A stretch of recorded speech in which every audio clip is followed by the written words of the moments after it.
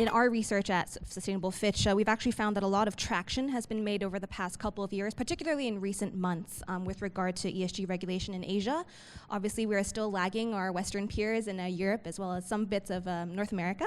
But key policy developments are really following European trends, where the focus is largely on climate, as well as carbon, supply chain, and disclosure. So as you said, ESG disclosures are an increasing part of regulation, particularly in Asia.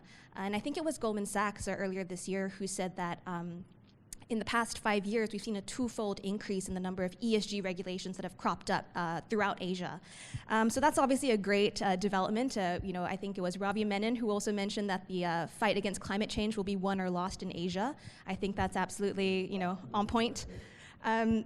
So this has actually translated into increased disclosure requirements across most of APAC markets, which are now in line or even exceeding the US.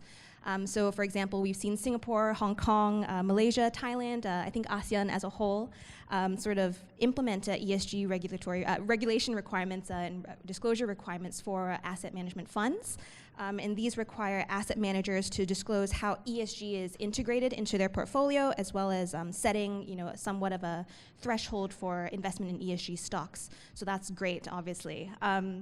And I think something that was mentioned by Stephanie earlier is TCFD-aligned reporting, which is gaining a lot of traction in this region. We've seen a lot more countries kind of come up and say we are going to align and implement rules that make companies and issuers, corporates, disclose whatever is going on in their companies, TCFD-aligned.